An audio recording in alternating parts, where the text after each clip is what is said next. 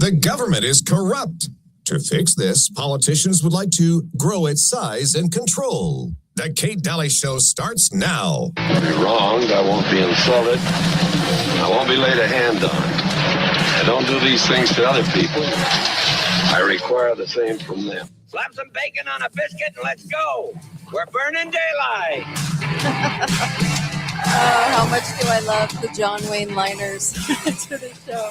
If you've listened to the show a long time, I've been playing those a long time, since like the beginning. Anyway, 16 years has flown by. Anyway, welcome, Kate Daly Show. I've got Melissa on tap today. Susan is out, and appreciate Melissa being here. In fact, we're going to be talking a lot about fraud.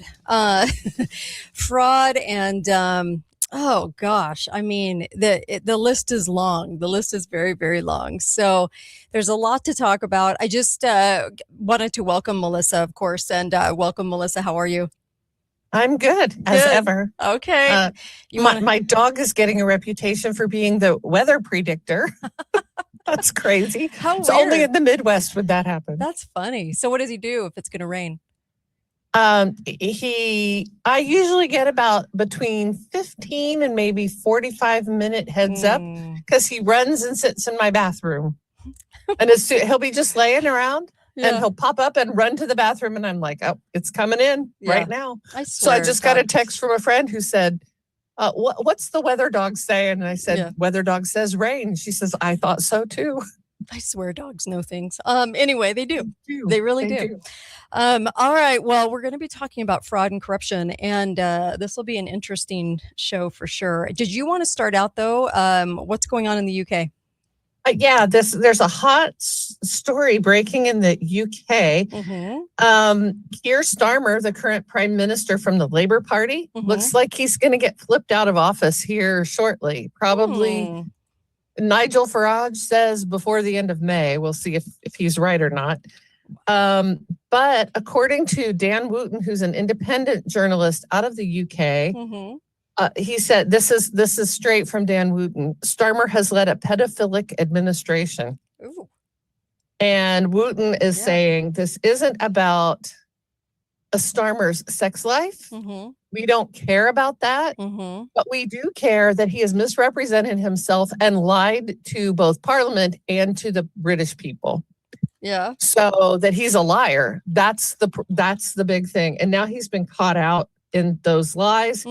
They have connected him to one of the Epstein named people. Well, we won't call him a pedophile. Mandelson. Or somebody Mandelson and now there's a connection between him and Keir Starmer, giving him kind of an easier treatment and giving him access to confidential information, which he then went out and did bad things with.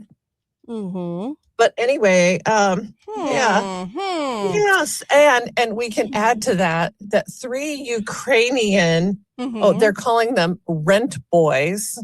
Rent boys. I'll let you assume whatever you think a rent boy is. I'm sure I don't know, but I could make a guess. That just sounds horrid. Okay. But these Ukrainian rent boys firebombed Starmer's home, and they've been arrested, and there's a trial coming up. As of today, Starmer's wife and 2 sons have moved out of number 10 Downing Street. And one of the journalists who broke the story had to leave the UK in order to break that story, because had he broken it inside the US, or inside the UK, he would have been arrested. Interesting. Okay. So here's how Dan Wooten characterized Starmer: the most hated man in the UK and the worst prime minister in history. Ooh, ouch. Okay. Well, So, that's certainly a story to watch. That's a story to watch for sure. What happens in the UK has impact here as well. And this is all happening right ahead of King Charles' visit to Trump coming up in just a little bit. Interesting. I do have, I want to blow out a couple of numbers at people about major fraud in the US. You want me to do that really fast? Sure, that would be great. Okay, great way to kick it off. This will start us off. How much has NASA been spending since the 1960s? I know it goes a little further than that, but let's just say for the sake of the conversation, since the 1960s. $1.8 trillion. Trillion. Okay. 1.8 Is that trillion. in total or year by year? No, that is in total from what they say. Okay. Okay. How much has been spent on the Ukraine war? Because I'm talking about big fraud and corruption. 185 actually $billion up until last year. They're counting just until 2025. 185 billion. How much have we spent on Afghanistan since the 1960s? 2.6 plus trillion dollars. Okay. The war on terror. Oh, you can't even imagine this one, because I think that when we develop ISIS and we develop all of these different Hamas, Israel developed Hamas as their controlled opposition, and you have all these different groups, right? So the war on terror, $8 trillion. And that's just through 2020, not to mention what's happened lately. So that's just to 2020 was over $8 trillion. How much have we spent on the climate change bogus gobbledygook? Okay. So from 1960s to 2025, over $2 trillion on climate change. Okay. No one can tell you how it actually has affected their life. Nobody can tell you, as they've lived through decades of climate change, what has changed, but they will tell you it's occurring. Okay. And over $2 trillion. How much has been spent on the CIA? Like, how much has the CIA spent? And it even says these are actually rough estimates, because we never get a black budget on this, but it's over $1.5 trillion on the CIA and what they've been up to, and all the corruption and the horrible crazy that they have brought to this world since their inception, and to our country. So that is just very rough numbers, because it was way more than that. But 8 trillion, 2.3, 2.6 trillion, 1.8 trillion. I mean, I'm talking a lot of money here. And so I just kind of wanted to go over some of the big, rough numbers of where we stand and how much money's been hijacked. And that doesn't even include the missing money. Remember, 2.4, billion here and billion there and trillion here and trillion there. When they get a headline that says, oh, we just can't find it, and then those headlines shut off and we can move on to the next thing. That's happened multiple times. I'm just telling you that it's pretty big. Let me add to that. Okay. The shadow economy of fraud in the United States is estimated to be $1 trillion annually. So while some of the numbers that you just gave, we're talking about, since the 1960s or in the last 10 years or whatever, fraud in the U.S. is actually a shadow economy. Money is constantly being siphoned off in various fraud systems. That's not necessarily what you just talked about, is government fraud, and that's bad too. But think about the enormity of the amount of money that we are paying as taxpayers into a system that is stealing the money, money laundering it, diverting it to other causes that we don't care about or didn't pay for. It's going to other countries that are money, in a money laundering scheme. There's a lot of money slushing around. And when you talk about $1 trillion annually, that's an incredible amount of money. Wow.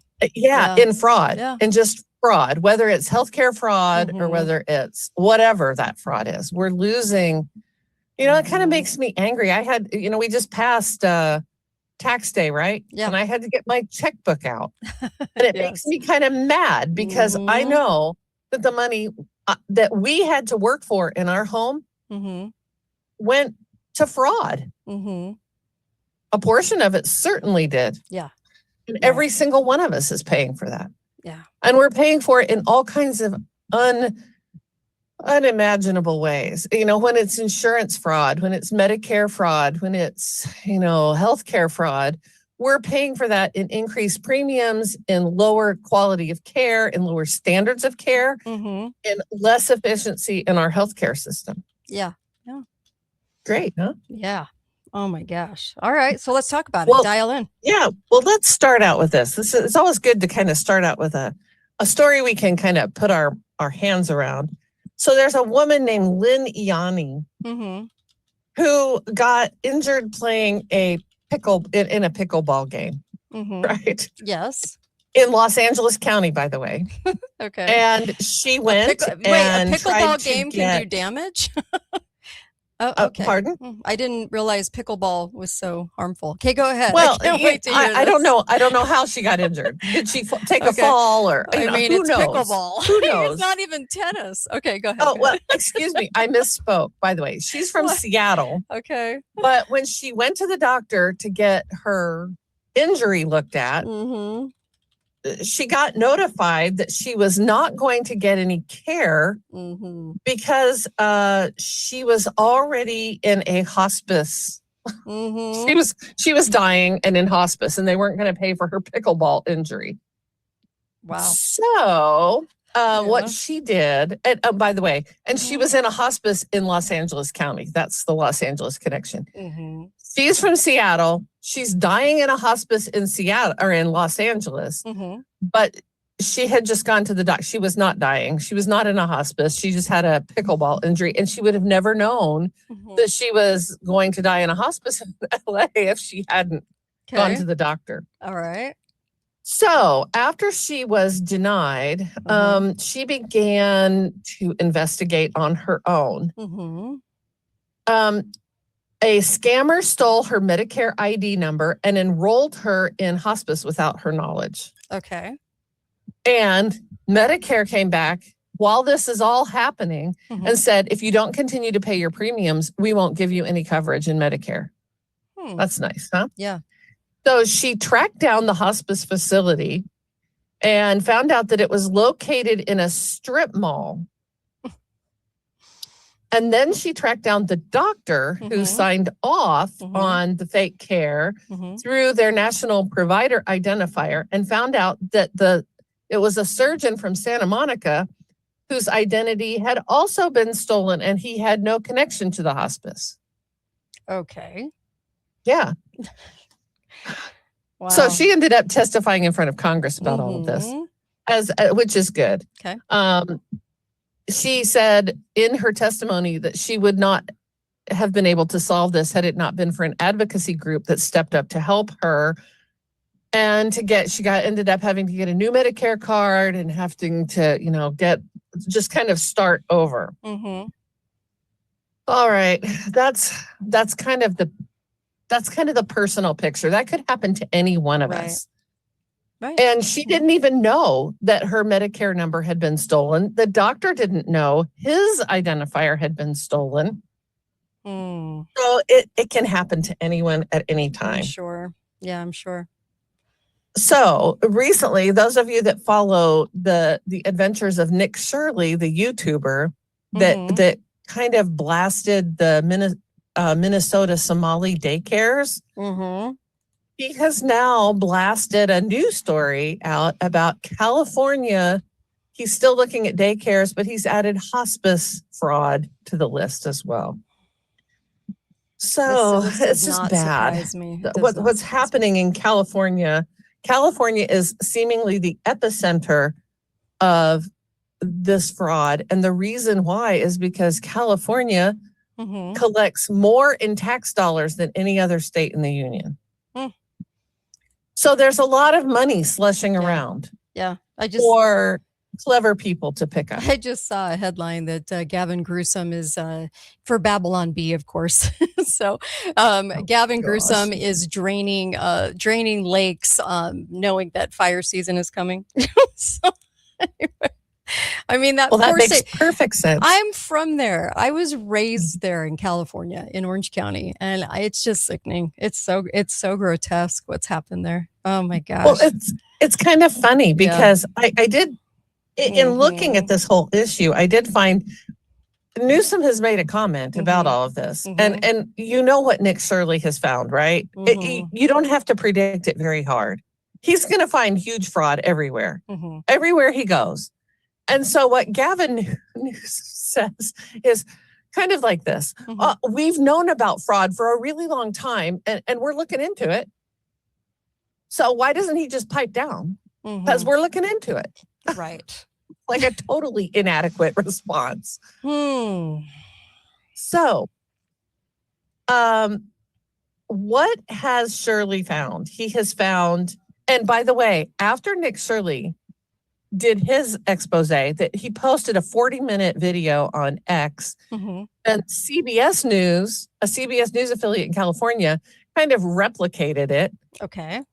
They found 89 hospices that were billing from one single address in California. Wow. And they're Okay. all, There's how many? They have 89 in one building. Wow. That's And bold. yet again, that's the bold. comments that get made about that is, well, yeah, like only 49 of them are billing California. That's Newsom. I'm like, Oh my gosh. okay, that doesn't really help, Gavin. My gosh. You're a moron. Yeah. Well, Anyway. yeah. So what is the He's a puppet. scam and how does it work? It works in a lot of ways.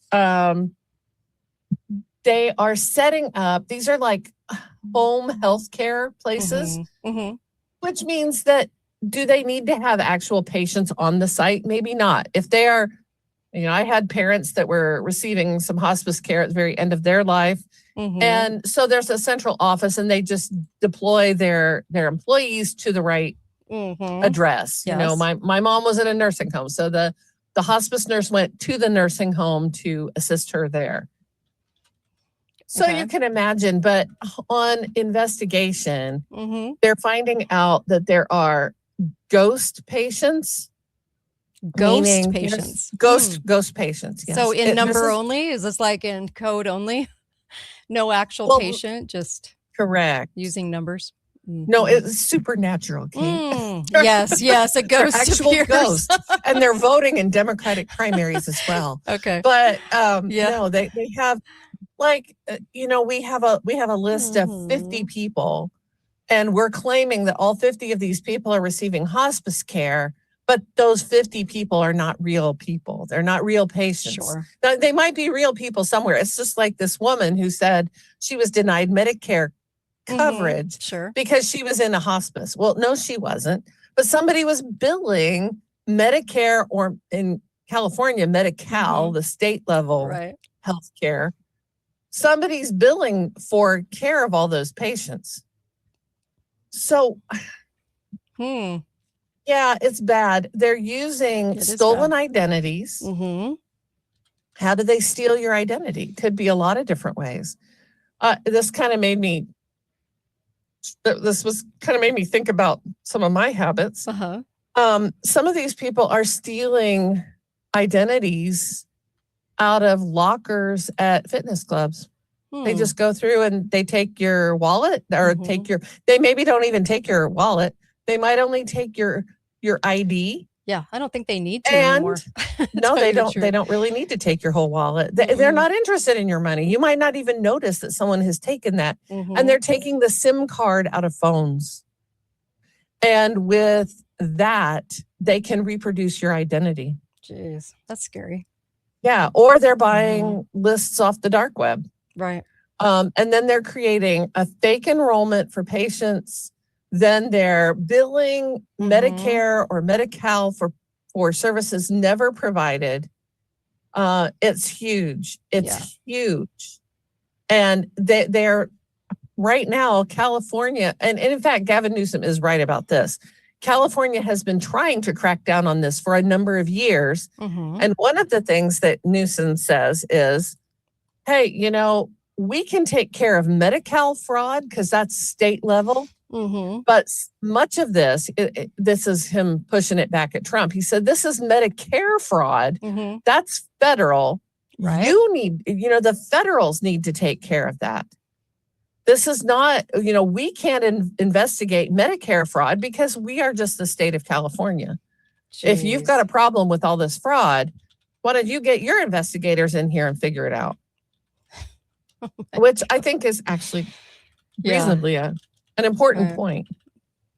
Gosh. Yeah, Gosh. it's bad. Yeah. That's a huge problem. Yeah. And I'm going to guesstimate that the illegals' healthcare spending is in the trillions as well. Yes, I would imagine. I don't know, but I would guess. I don't think it's much of a leap. I'll say that. I don't think it's much of a leap. It's probably right up there with climate change gobbledygook. So, well, I found this to be very interesting as well. A guy named Christopher F. Rufo, who's an investigative journalist, interviewed and he interviewed a law enforcement officer who investigates fraud. Published the information he got anonymously because this law enforcement person did not want to be identified. But this is what he said. Okay. There's a pattern of foreign fraud rings that are operating inside the United States. So the detective answered the two most common are credit card fraud and elder fraud.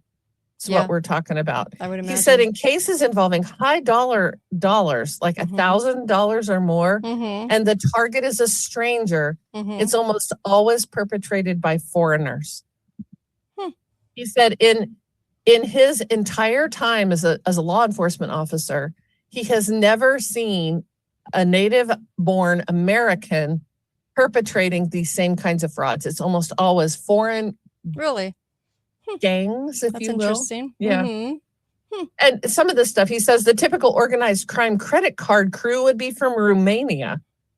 And they're coming across the Mexican border illegally. And then they just travel up and down the I-5 corridor.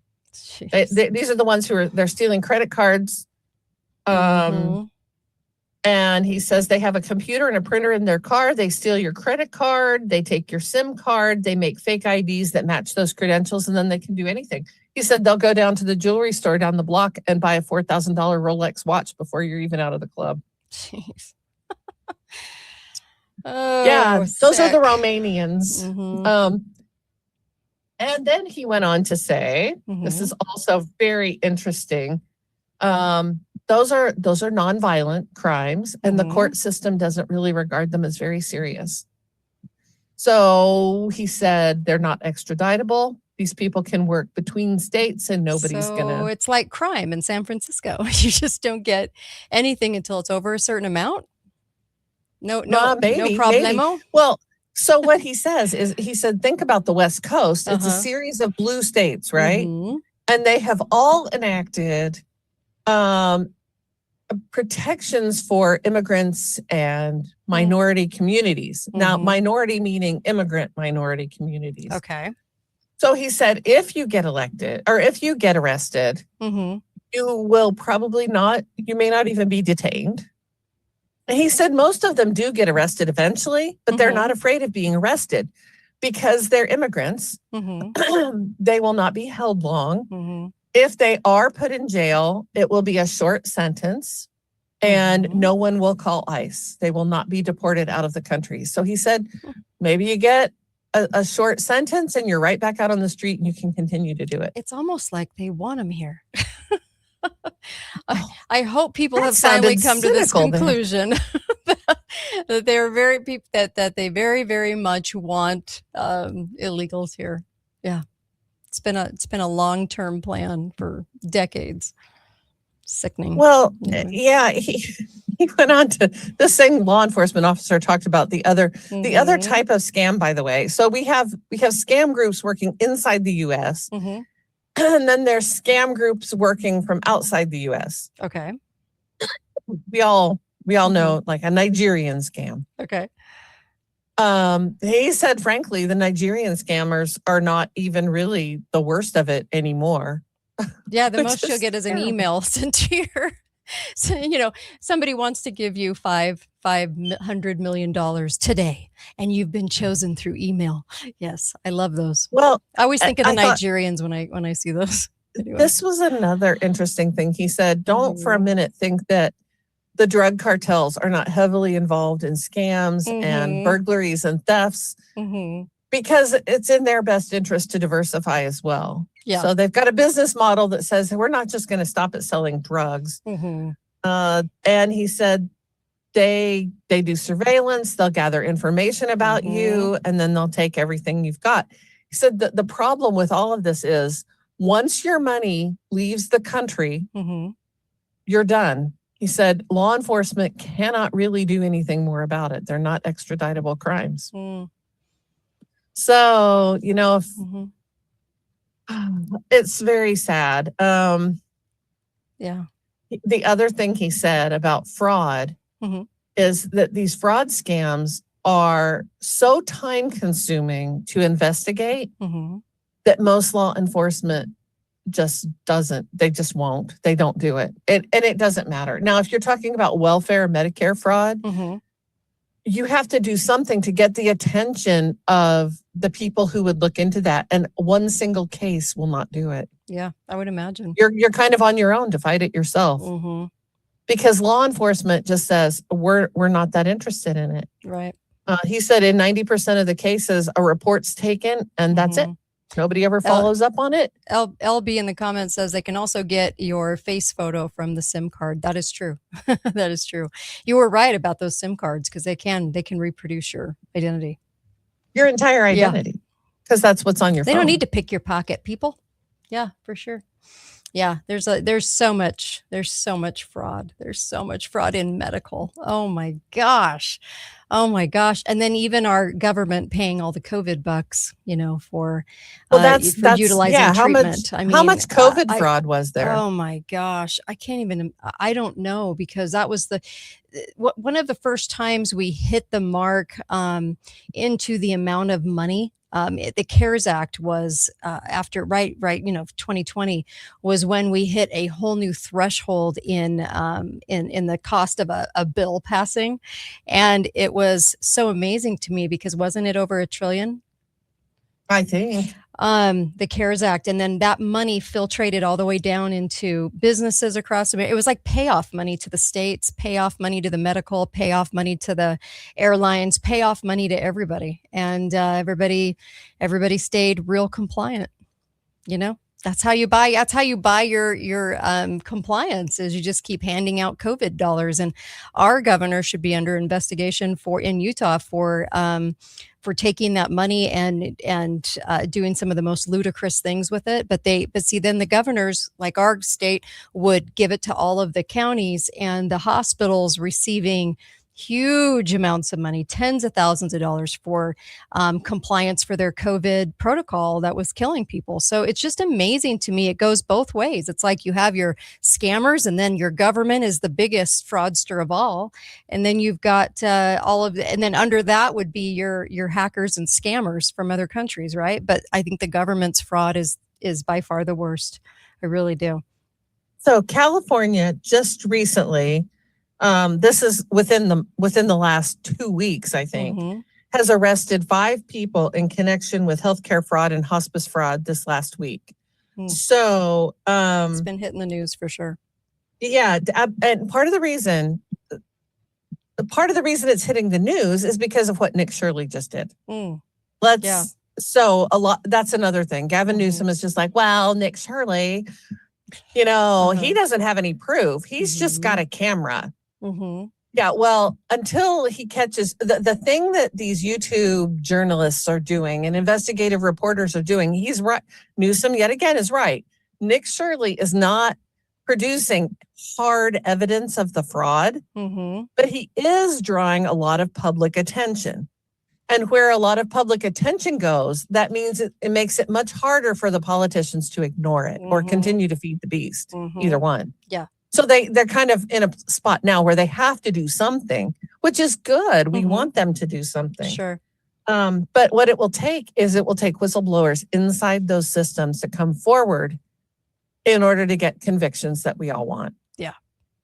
And to shut it down. So let me. Okay. These 5 people that were arrested led to, like I said, they're billing the system for hospice services that were never provided. That fraud included 14 different hospice providers which collectively billed California $267 million. Wow. 14 providers. Oh my gosh. Yeah. And there's that's crazy. hundreds and hundreds of them. That's nuts. Yeah. And I suspect they are in every state. Nick Shirley went to the place where that was low-hanging fruit, right? It's not hard to find them in California. Right. But I bet I would be willing to wager you that every state has people who are defrauding the American taxpayers at that level or more. And we don't even know that those are the biggest ones in California either. Right. Right. Oh, it's so sad. It's just so sad. So how do they do it? The system of fraud is the same every single time. And it doesn't matter whether we're talking about like Enron fraud or whether we're talking about SNL fraud from back in the 80s or, how all these fraud systems, they work through a loophole that allows them to do something without much regulatory oversight. Like the Federal Reserve. Oh, you don't say. Biggest fraudsters ever. Yeah. And then what they do, once they've got their foot in and they see that it's a workable system, then they can scale that quickly. Then the next thing is everyone knows, but no one acts. So the fraud becomes normalized. I read in one place where back in the 80s, they said, well, this is just the cost of doing business. We know that fraud is happening, and that's just a fact. We can't stop it. Right. So when you begin to have that sort of thinking, if all of us in the whole United States said, well, we just can't do anything about it, and we're not going to do anything about it, then what happens next? Then it doesn't ever stop. It just grows. True. Then what happens, there will be a visible trigger. And that's what Nick Shirley was in this case. He was the trigger. It's a journalist or a whistleblower who comes out with a story that makes denying it anymore just untenable. You can't continue to say this is not a problem. And then the last thing that happens in the whole cycle is there's reform, but it's already too late. Millions and millions and millions of dollars have already been wasted, and people have been enriched. Right. Criminals have been enriched. So, yeah, this is a thing that matters to all of us. We should all be very, very concerned about this level of fraud because all of us are going to interact with the health and medical system at some point. Yeah, that's true. And, I know in my household, we have had those struggles. I had a significantly ill baby, and it took us a year to settle out all of the insurance claims and payouts and how that all was going to work. Yeah. And so it makes the whole system move slower for all of us because there are some people who are taking advantage of that system. And so we got messages over and over. Oh, that was fraud. That was fraud. We think you're trying to triple bill. And they put us as consumers in the middle of that. We got letters from the insurance company saying to us, your hospital did this thing and we think that was fraud. Go fix that. Yeah. That's, we got to the point where we said, that's not our problem. You go fix it. You go talk to them. You're the insurance company. You go talk to the doctor. We were not committing any fraud, by the way. Right.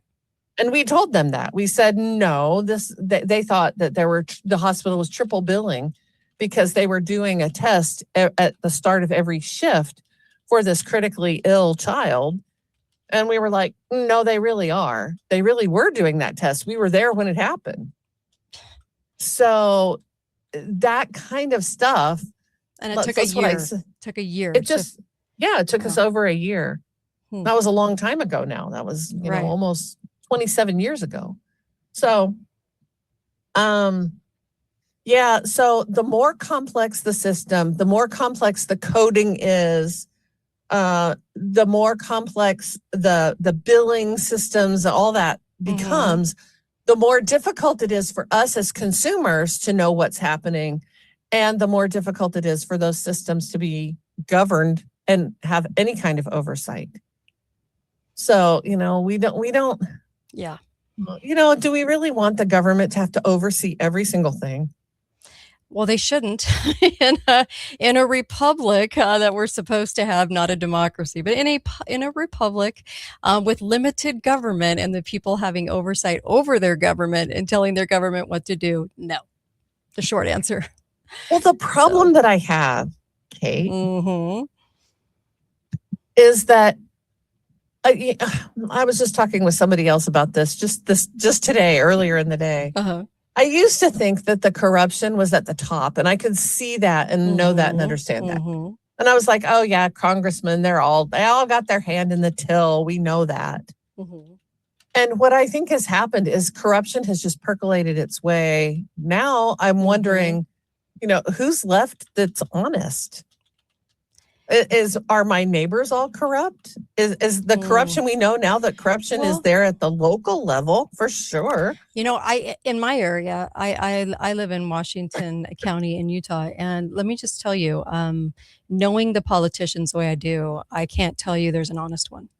I can't tell you there's anyone there that actually is fighting for to get liberty back for the people and to get taxation reduced and to expose anything that's going on. There isn't anyone, and that's really sad because when I started, I thought we might have a few, and we don't. They're liars, and so it's very difficult at this point because in my county, we're considered a very conservative county, so you can only imagine, and they do as much harm to us on the right here as the leftists do. And so people always blame the leftists, but when the right is doing what the leftists would do, they just do it with a smile under a different banner, then you have a significant problem. And that's what my problem here in my county is. It's like you can't get anyone honest because the parties pick the people winning the elections. So they pick who they can do business with. Yet again, I'm going to say the same thing as what I said before when we were talking about AI data centers. The problem isn't just politicians either. Right. The politicians is businesses that are corrupt and who are operating hand in glove with corrupt politicians to defraud the general public out of things.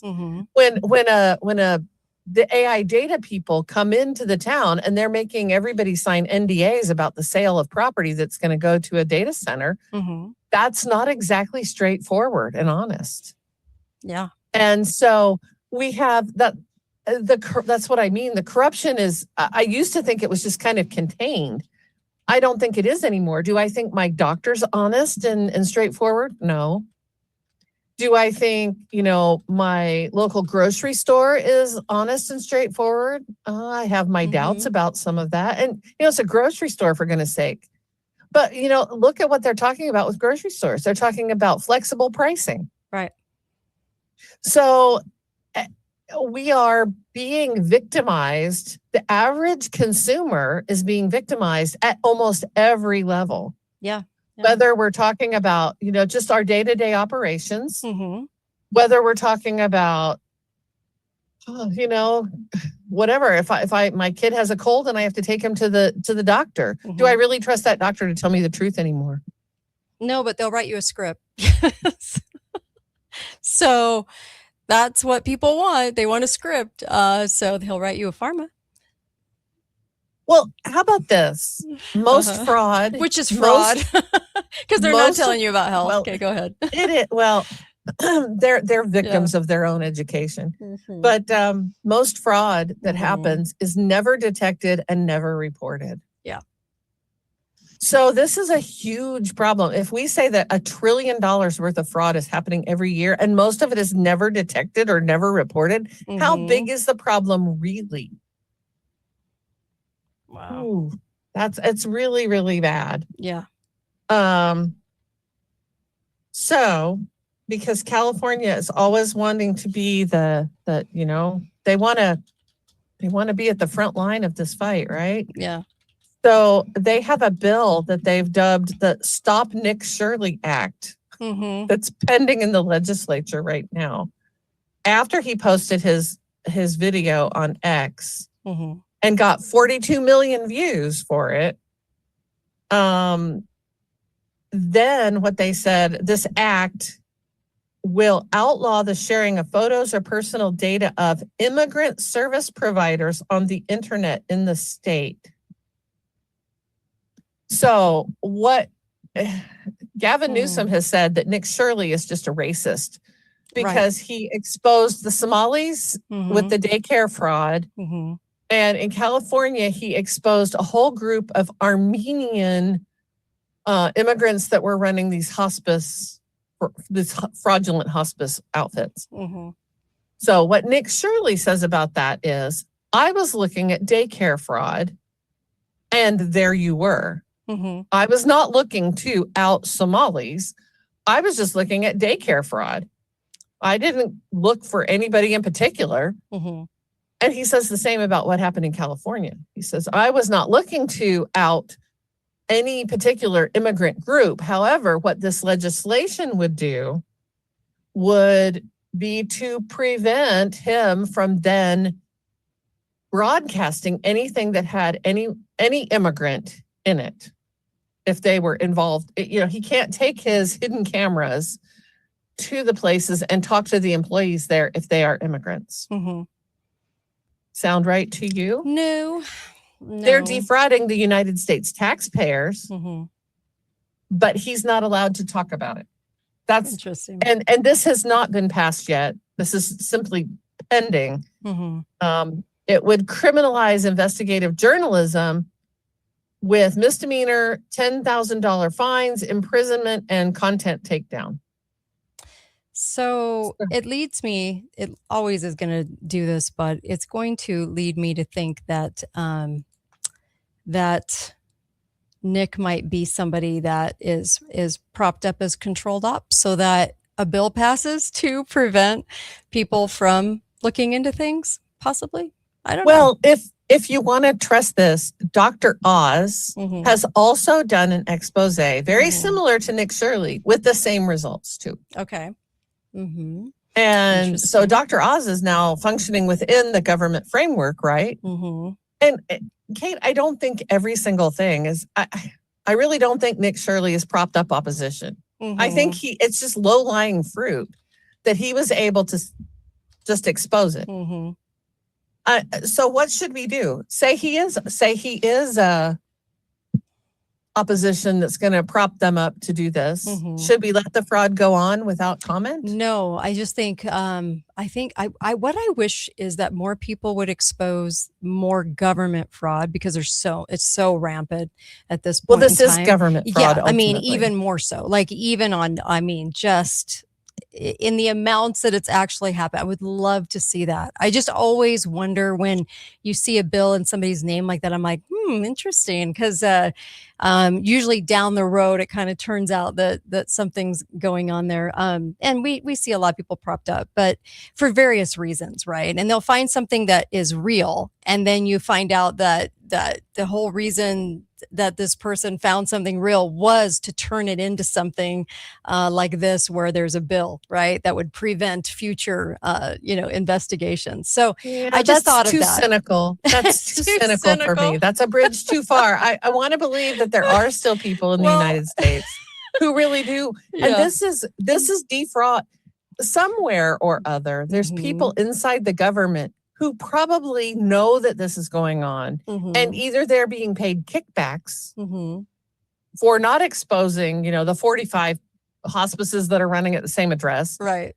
We have, trust me when I tell you, we had a caseworker when my husband just had some surgery, and we had a caseworker from the insurance company who called and talked to me while he was still in the hospital. Wow.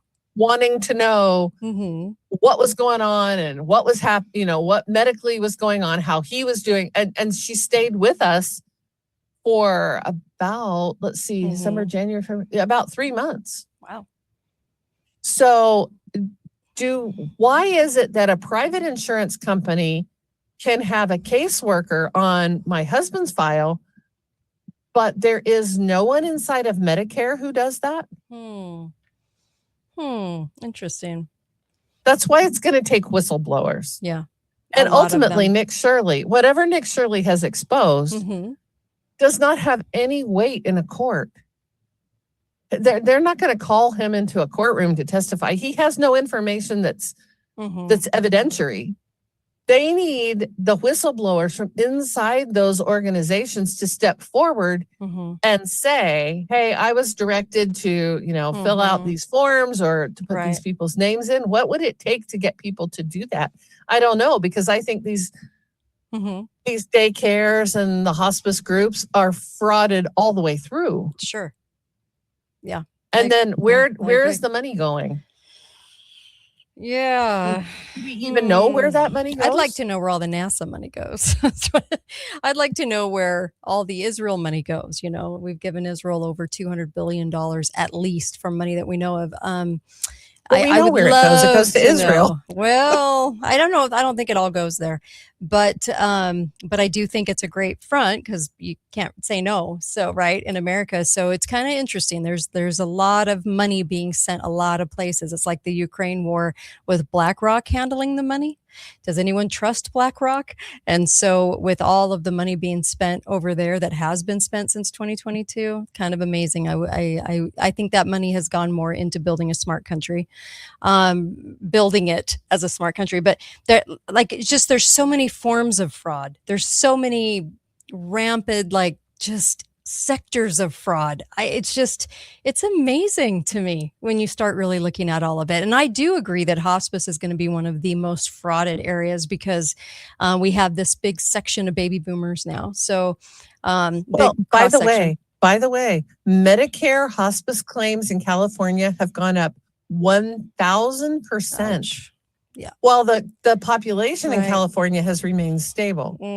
So that's another indication. There's lots of red flags. Oh yeah, for sure. You want the appropriate use of AI. Let AI begin to flag these places that don't seem to be operating appropriately, and then send your investigators there. Right.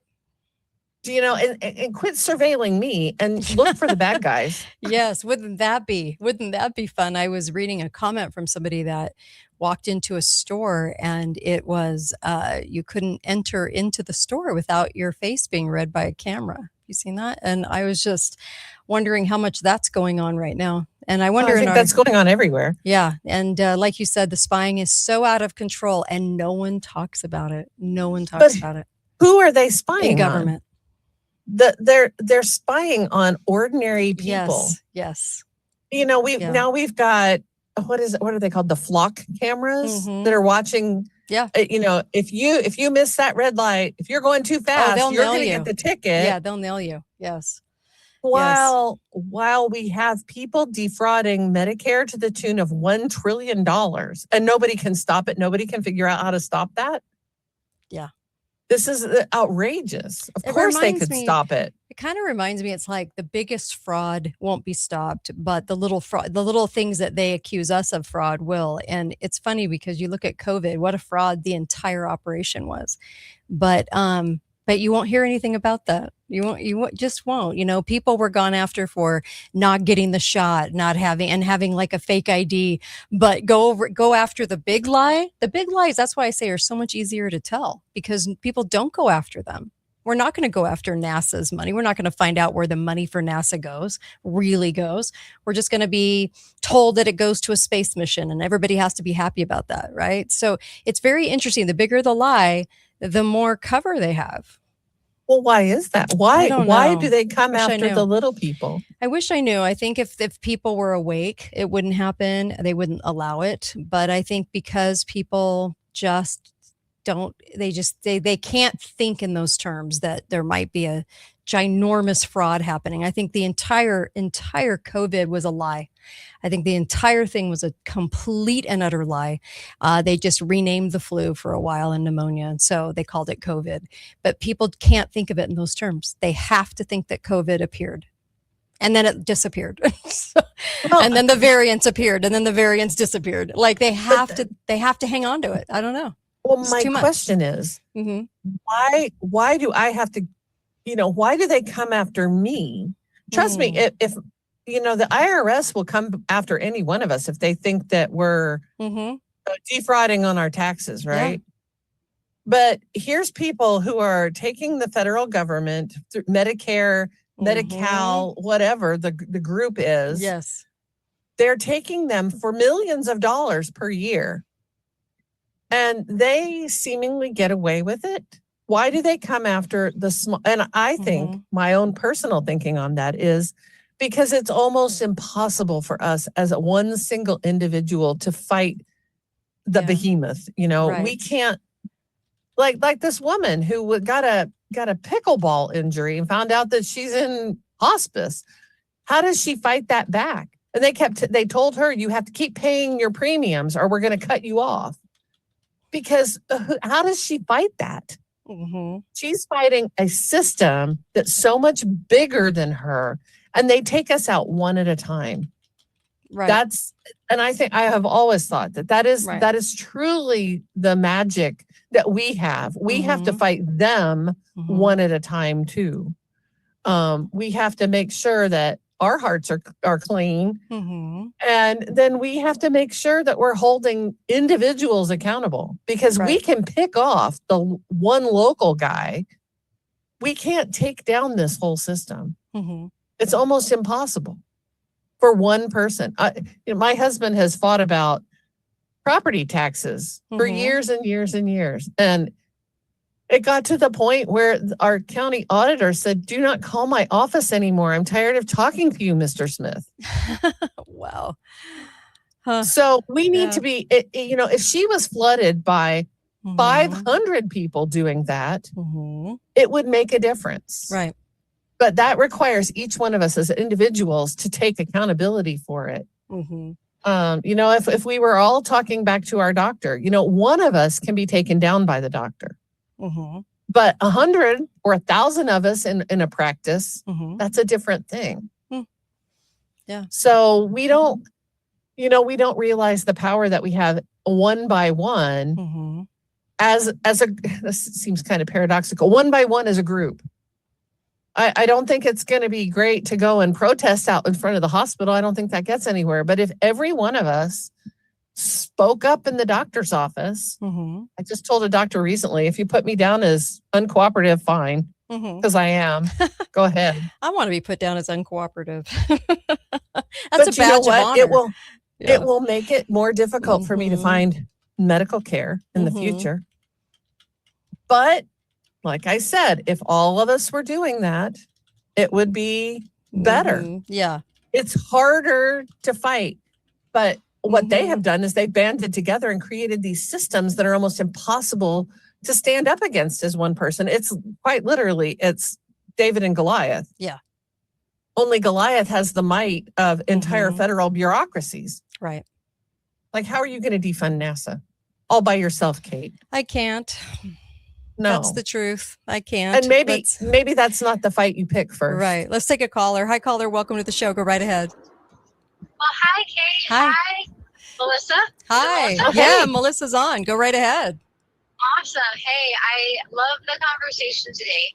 And I just wanted to let you know, Melissa, that this is exactly what a local group in Southern Utah is doing right now. So they are trying to put a data center into this little tiny county. And of course, it's private property because the owner sold the land, right?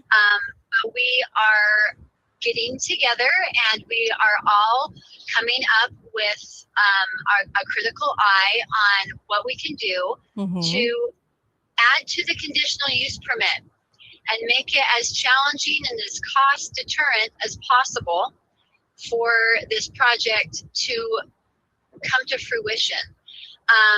And that's what needs to happen. People need to, even though they're not going to come together and maybe protest with signs outside, right?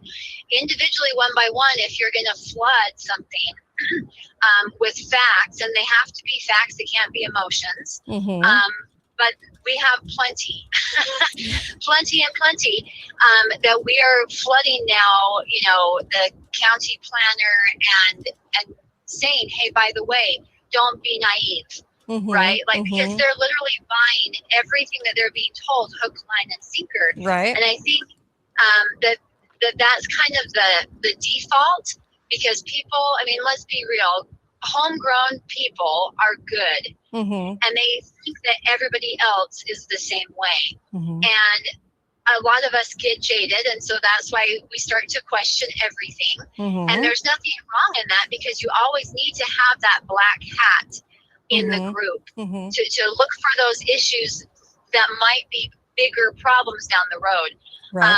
But again, the whole concept is, how can we flood this system to say, wait a minute, we are not the outliers, we are the majority, and we really do have a problem here, and you need to recognize it. So I love where you're going, and I totally agree that is the way to get things done. Yeah, thank you. Really appreciate the phone call. Thank you. The last couple of weeks we've been talking about what asymmetrical warfare looks like. Yes. And that's what it looks like. Yeah. You know, make it costly for them to do business in your county. I totally You have to make it harder. And that means you have to unite on a lot of fronts, including just the public relations front. True. You have to make it so that they are unpleasant. They know that they're not wanted. I just heard that in my state, my governor, he says he's an agnostic about data centers. If the local community wants it, he thinks that's fine. If the local community doesn't want it, then he thinks that's fine too. They should have the right to say that.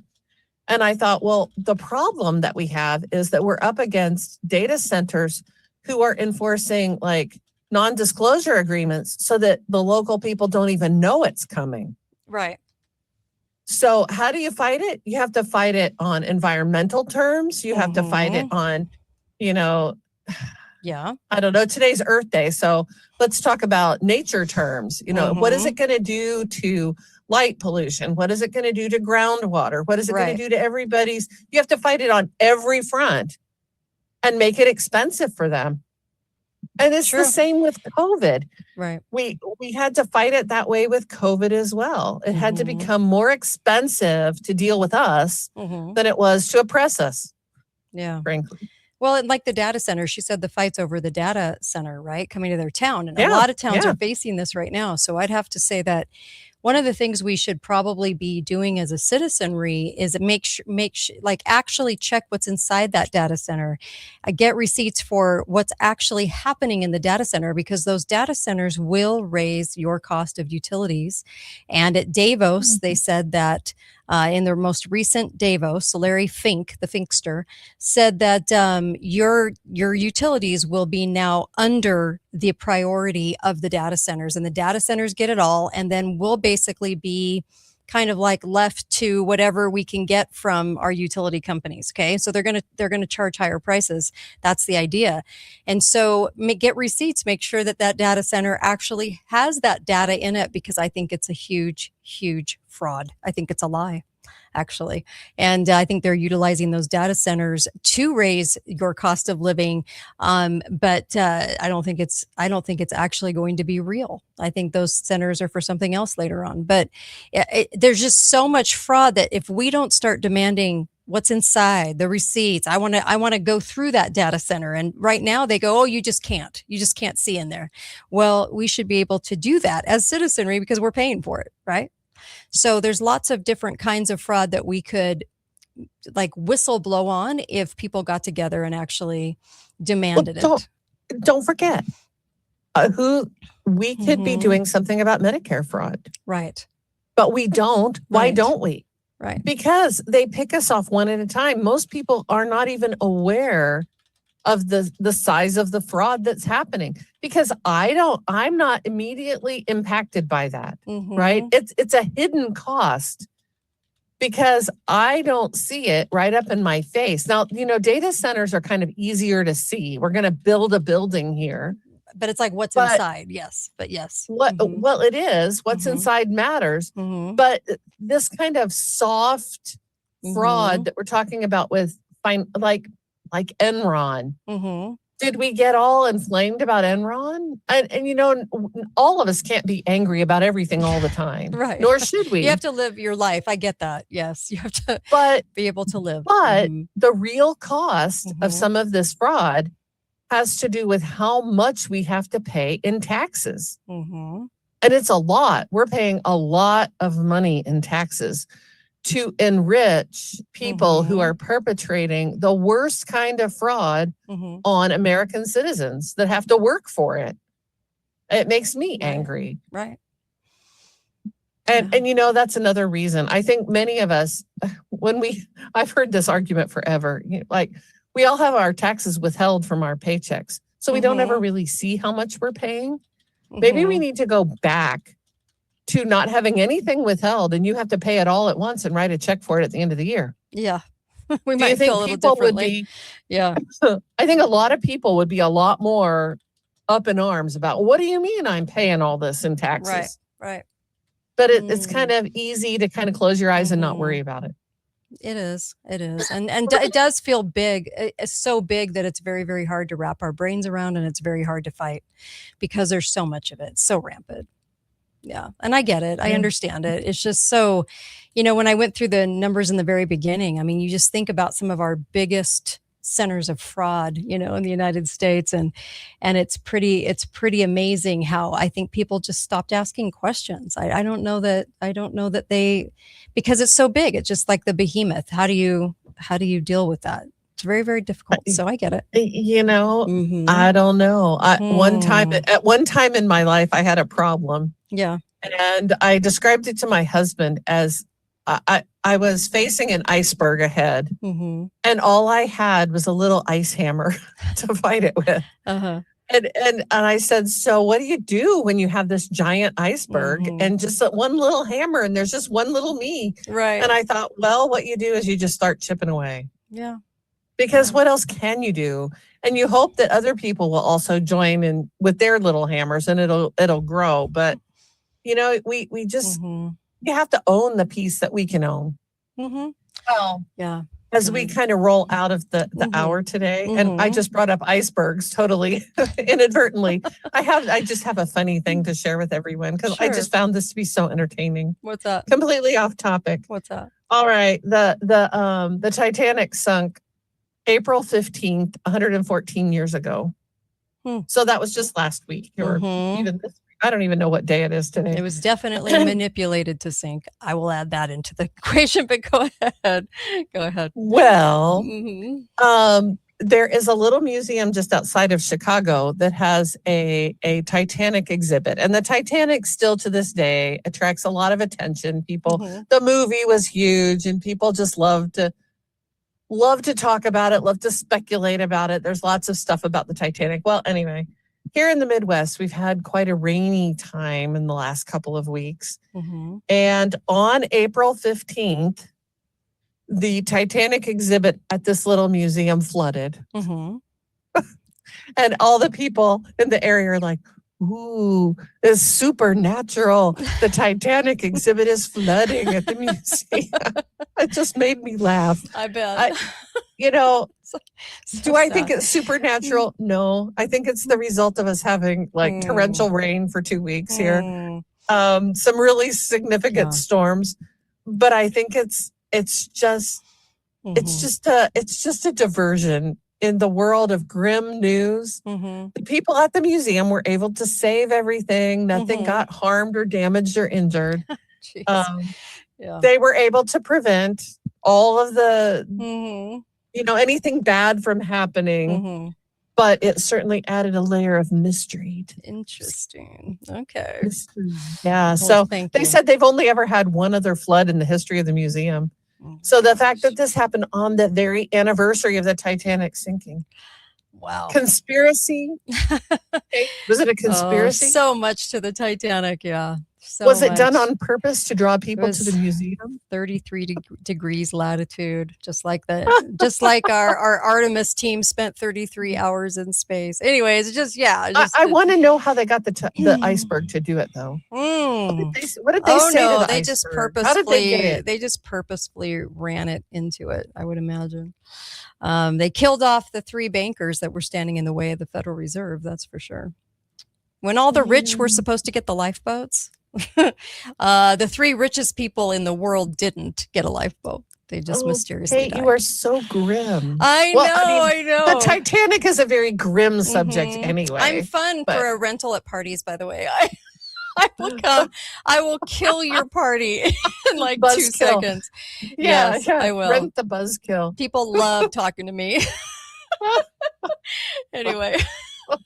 I know. I enjoy it every Wednesday. It's the height of my week. I really appreciate you. Thanks a lot, Melissa. I really do appreciate that. I also wanted to mention something because people were mentioning Israel, and how much money we spend on Israel. And I want to give people like this little snapshot before we go, because I think this is kind of interesting. All right. So I did a show not too long ago, a week or 2 ago, where I talked about Hezbollah and Hamas and ISIS, and these were all creations of the intelligence communities. Okay. Whether it is military intelligence, CIA, just intelligence. I'll just do the intelligence racket. Okay.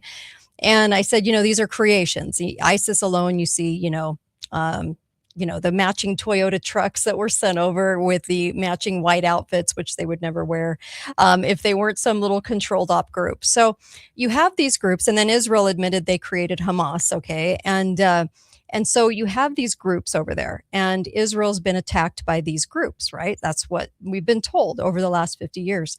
Well, the money sent out to the 4 top countries, like the 4 top countries that we've given money to, okay, is Iraq, okay, Afghanistan. Afghanistan is 2.4 trillion. Iraq is 2 trillion. Vietnam 1 trillion. Okay, so these are companies we've sent a lot of our tax dollars to. Okay, and then in Israel, it's 300 billion that we know of. Okay.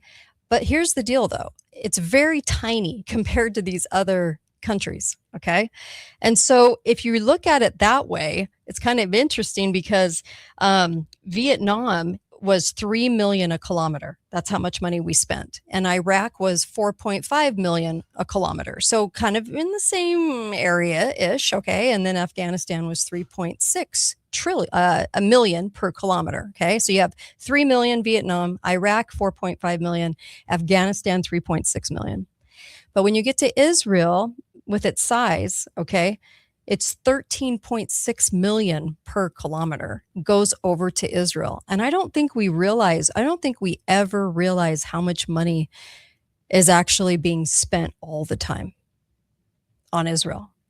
And if the groups, like I said, are projects of the CIA and very controlled, that would be an interesting component into how attacked they've been for us to sanction this much money over 50 years. Kind of crazy. So $13.6 million per kilometer, as opposed to like 3 million per kilometer in Afghanistan and so forth. So I just thought this was kind of an interesting point to bring up, because a lot of people ask me about the funding of Israel and why is it so broad? Why is it so intense? Why are we constantly funding Israel? And we've never, ever exposed anything about Israel. They've never been seen in a negative light ever since, even with the sinking of the ship, right?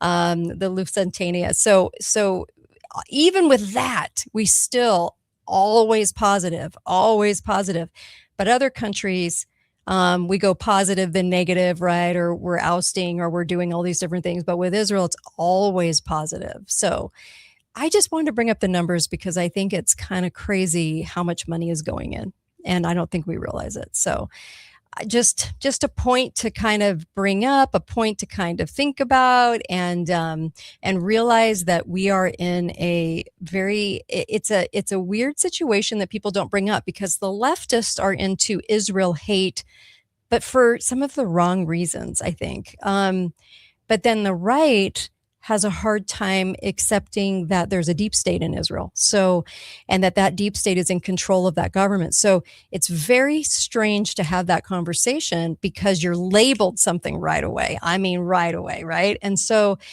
I just wanted to bring it up just to kind of give you kind of a number scan real quickly on how much money is going over there per area. Okay. So, how much in kilometers, you can even do miles if you wanted to, but I just thought that was kind of interesting. Thought I'd bring it up because a lot of money gets sent over there, and I'm not quite sure that, I just don't know where that money's going. I mean, you go back to just the October 7th attack, right? So if they're so short up with cash and we have been funding them for all of these years, right? With the most stellar equipment, the most stellar everything. How did October 7th happen? Right? Because a piece of paper can't get through that border without them knowing. So when you get to the bottom of that rabbit hole, you start asking some really interesting questions, right? So just saying that, not quite sure anything could ever happen over there without them knowing, with all the money that they've spent on defense. But it's very, very fascinating because with so much money being given, has it gone other places too? Just a thought.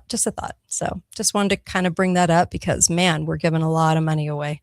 So, and always because of these little attacks, and I say little attacks because no attack has ever damaged their true infrastructure or really their country. They've been very tiny attacks, which is kind of interesting.